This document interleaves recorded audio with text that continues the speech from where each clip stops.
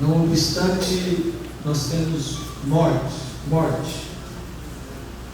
700 mil pessoas morrem por ano por causa do suicídio. 700 mil pessoas morrem por ano por causa do suicídio. Há 45 minutos, 2 horas que vamos estar aqui, a cada 45 minutos uma pessoa se matou. E o que é mais assim constrangedor é que as mortes estão acontecendo naquela faixa etária que vai dos 15 a 29 anos de idade. Ou seja, a melhor fase da vida, dos 15 aos 29 anos de idade, a época do estudo, da labuta, do autoconhecimento, os meninos estão tirando a própria vida. E quando a gente dá uma definição de suicídio, qual seria? Se nós dessemos uma definição, não sei se está aí algumas informações, de suicídio. Suicídio é o ato de tirar a própria vida. Então isso é suicídio. Essa é a primeira definição que eu achei no dicionário, o ato de tirar a própria vida. Uma segunda definição é o ato de dar cabo à própria vida de maneira voluntária ou intencional. Ou seja, é uma forma deliberada. A pessoa deliberadamente ela quer tirar a própria vida. E a palavra suicídio, ela vem do francês, a sua etimologia, o seu significado, ela vem do francês e significa cortar, deitar abaixo, cortar a existência, deitar abaixo. Esse é o significado. Eu vou dar mais uma ideia aqui para os irmãos, uma ideia do Charles Swindoll, do pastor Charles Swindoll, que ele falou que o suicídio é um assassinato. O suicídio é o homicídio supremo. Também é a morte cruel suprema. É um assassinato. Porque você está assassinando. Você está cometendo o homicídio. Você está tirando a própria vida. E uma outra coisa também é a morte cruel suprema, por meio do qual seus restos mortais são deixados para que as pessoas mais próximas os encontrem e prestem algum tipo de serviço digno por você. Alguém vai achar o teu corpo. Alguém vai achar um corpo morto, um corpo estirado, e vai ter que dar conta daquele corpo. Nenhum homem ou mulher vive ou morre completamente sozinho. Você pensa que você vai sozinho? Não. Você vai deixar um monte de coração quebrado. Quantas pessoas que perderam alguém? Alguém se matou. E até hoje a mãe está aí com o coração dilacerado. A pessoa não pode dar fim à própria vida sem deixar um rastro trágico na vida de seus entes queridos, sem deixar uma ferida no coração da mãe. Então ninguém morre sozinho. Ninguém pode dizer assim: a minha vida não tem sentido. Ninguém vai sentir a minha falta. Todo mundo sente a tua falta. você tem pai, você tem mãe, você tem irmãos, você tem amigos. É o diabo que bota na sua cabeça. É o diabo que lhe diz, ele fala com o mentiroso que ele é, ordinário. Vai cochichar no seu ouvido e vai lhe dizer: você não vai fazer falta.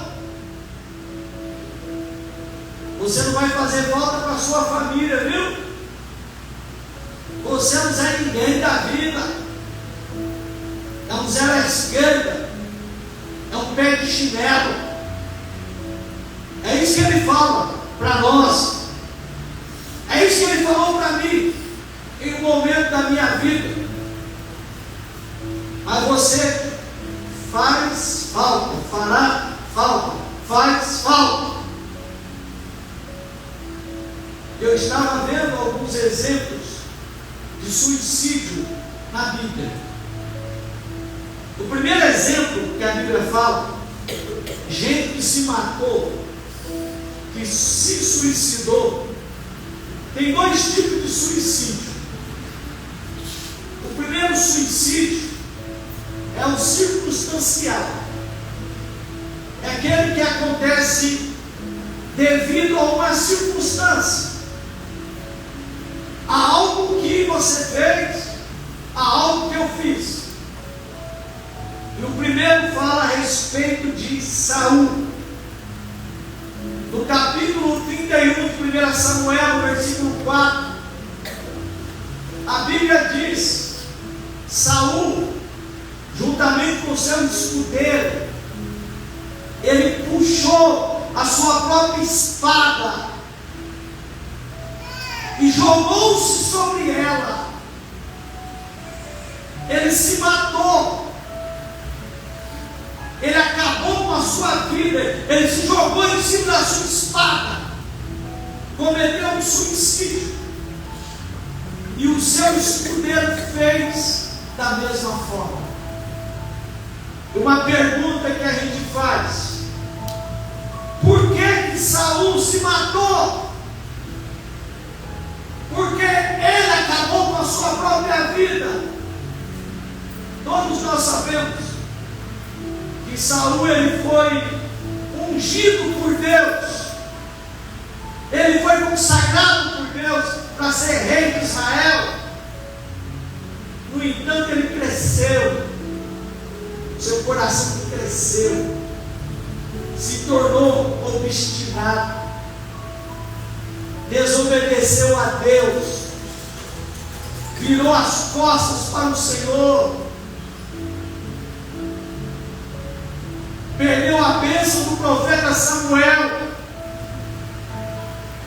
já não tinha mais a palavra profética de Deus na vida dele, já não tinha mais Urim e Tumim, na qual ele consultava para ver se podia ir para a guerra ou não. E no final da vida ele acabou consultando uma feiticeira, uma vidente, falando com o morto ou falando com o demônio, porque não tem como falar com o morto. É os demônios que se manifestam, falando com os demônios. E a Bíblia diz que naquele desespero ele se mata, ele se joga em cima de uma espada. A segunda pessoa, a terceira pessoa que se suicidou na Bíblia, além de Saul e seu escudeiro, é um homem chamado Aitofel. Aitofel, para quem não sabe, ele era conselheiro de Davi. Diz a história que todo o conselho de Aitofel era a boca de Deus. Mas depois daquela rebelião de Absalão, filho de Davi, Aitofel mudou de lado, largou Davi e ficou do lado de Absalão. E quando o conselho dele foi rejeitado, não foi acatado, diz a palavra de Deus que ele se retirou e e se enforcou, acabou com a própria vida. Uma quarta pessoa que se matou, na palavra de Deus, que está em 1 Reis, capítulo 16, verso 18, é um cara chamado Zirim. Zirim, ele tomou o poder pela própria força. Depois, quando ele percebeu que o poder ia ser dado novamente e que ele ia morrer, ele incendiou em torno de si e morreu. Ele se matou, colocou fogo aonde ele estava. E o último exemplo de suicídio na palavra de Deus é um exemplo que todo mundo sabe: Judas Iscariote. Judas Iscariote foi aquele que traiu Jesus. Judas Iscariote, ele vendeu o seu Salvador por 30 moedas de prata. Ele vendeu aquele que ele salvou, e num gesto de remorso, num gesto de desespero, a Bíblia diz que ele se matou, ele se enforcou, ele se pendurou em cima de um penhasco, e a corda caiu, e a corda quebrou, o seu corpo partiu no meio, e as suas vísceras se derramaram. Esse foi o fim de Judas Iscariote. Uma pergunta que eu faço para os irmãos nesta noite: o que tem em comum os suicídios desses homens, desses 5 homens que nós falamos aqui nesta noite? O que tem em comum é que eles viviam uma pressão com a qual não conseguiam lidar. Estavam pressionados, estavam exprimidos, e a maioria deles por ações próprias e ruins. São dias normais,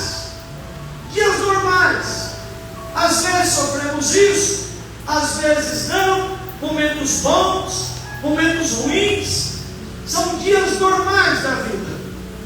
E a terceira fase da vida, que eu tenho certeza que muita gente já enfrentou, são os dias sombrios, quando você está no vale, o vale da sombra da morte, ou quando você atravessa a noite escura da alma. Quem aqui já não passou? Quem aqui já não atravessou pelo vale sombrio, pelos dias sombrios, pela noite escura da alma? Quem já não viveu momentos como esse?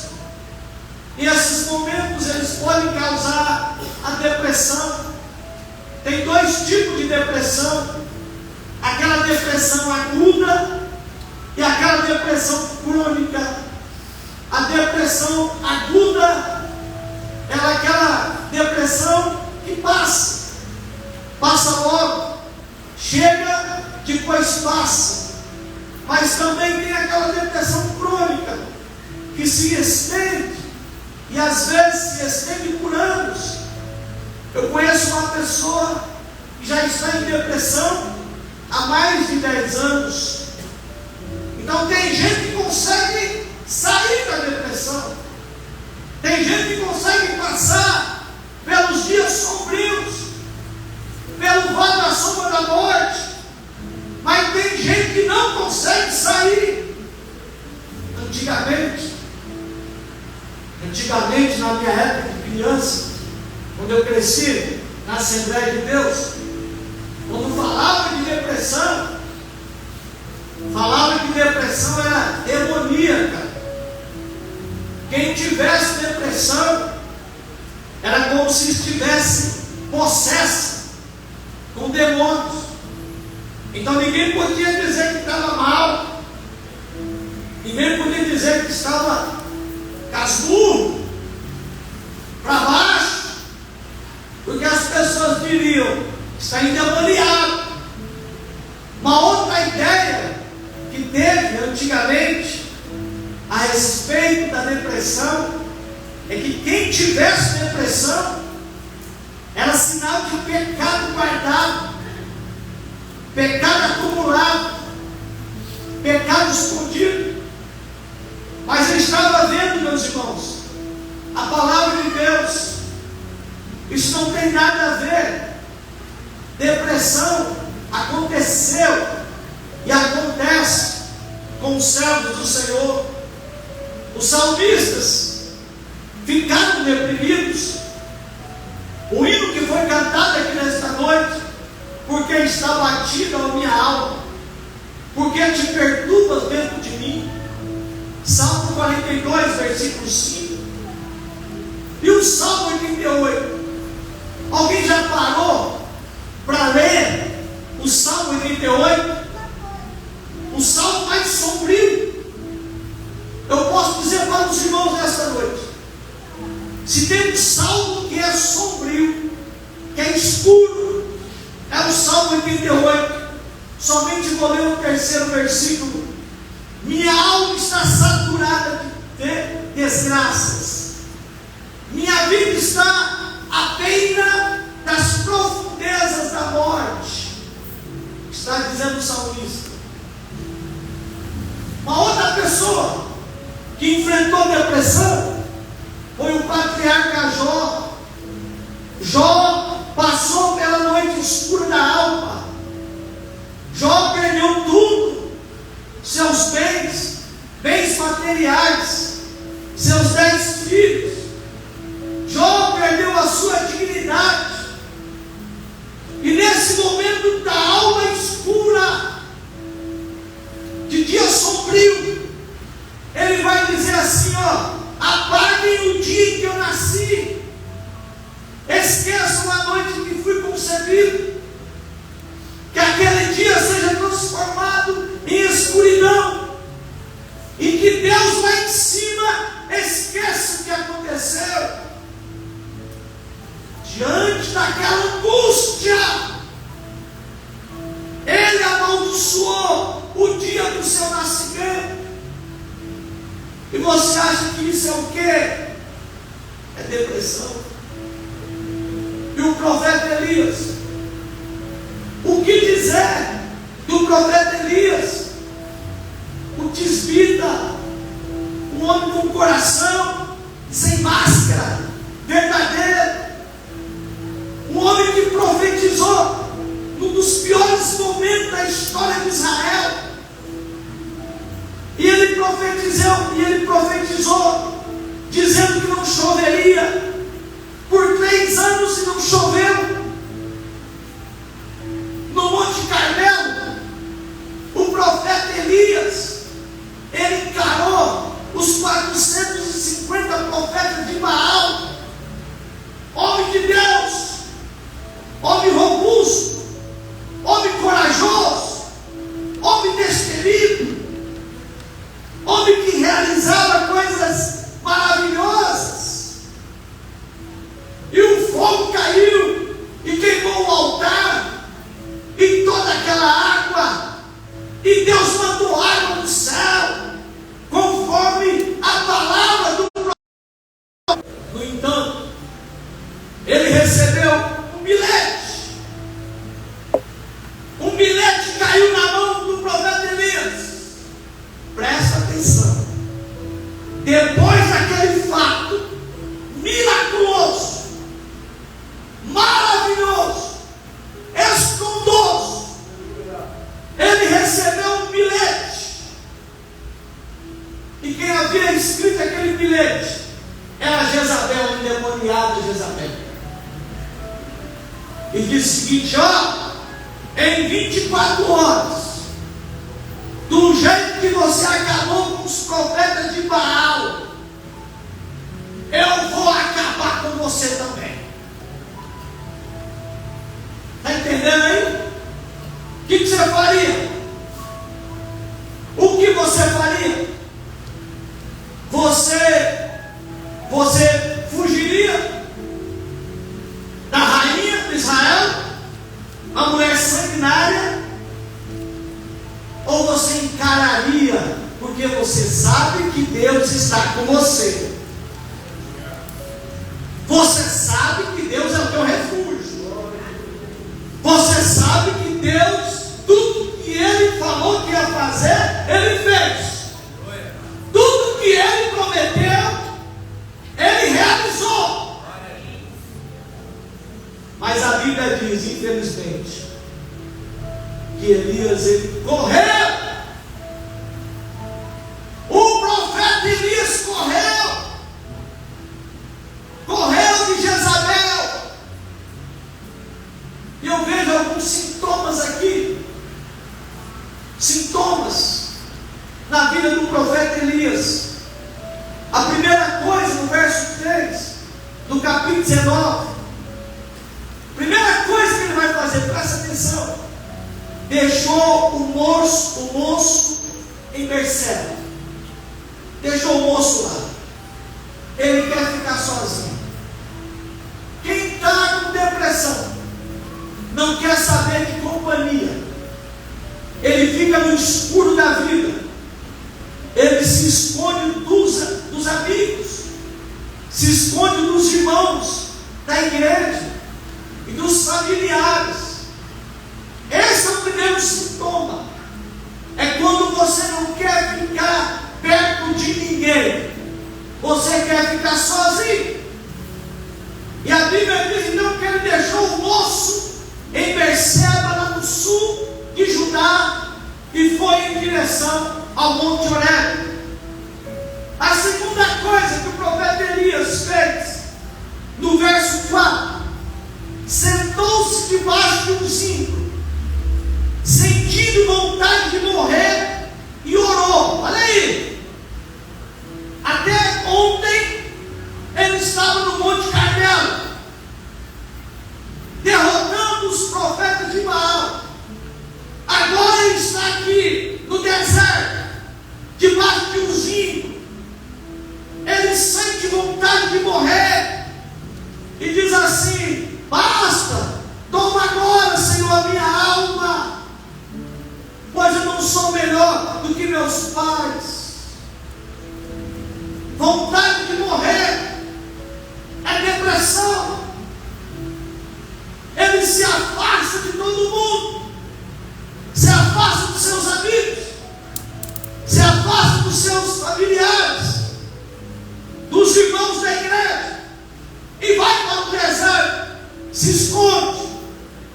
Terceiro, não tem apetite, não quer ficar na cama, quer ficar dentro do quarto, não tem mais vontade de comer, de se alimentar. O anjo vai lá lhe dar comida, levanta-te e come. Já não tem brilho nos olhos, aquele brilho forte que era temido por todos, não tem mais. E uma quarta coisa, autocomiseração, autopiedade. Ele fala assim: eu fiquei só e procuram tirar minha vida, eu estou sozinho. Ele começa a culpar todo mundo, ele começa a culpar as coisas.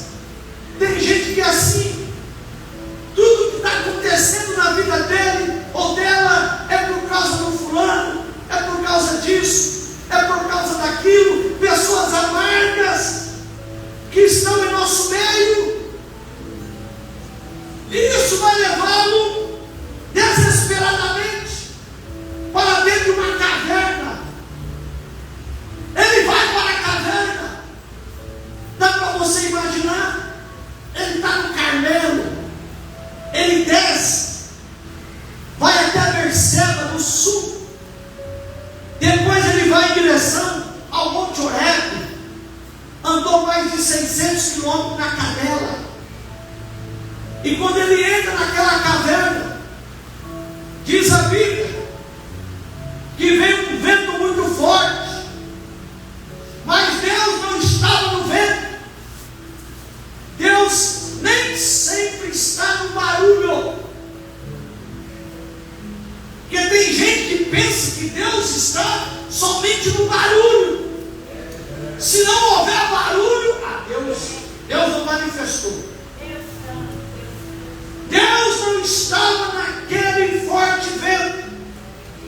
Veio um terremoto. Deus também não estava naquele terremoto. Depois passou um fogo. Opa, que é nosso, Pentecostes. Mas Deus também não estava no fogo. Deus não estava no terremoto. Deus não estava no vento. Deus não estava no fogo. E por fim, ele sentiu uma brisa, aleluia, uma brisa suave, uma brisa tranquila. Veio sobre ele um vento suave, veio sobre ele. Naquele momento ele sentiu, ele percebeu que era Deus que estava ali. Deus estava naquela brisa. E quando ele percebeu que Deus estava ali naquele cício suave, naquela brisa, veio temor sobre ele. Deus me achou nessa caverna. Deus me achou na caverna. E Deus vai dizer assim para Elias: Elias, o que você faz aqui? O que você está fazendo dentro dessa caverna, Elias?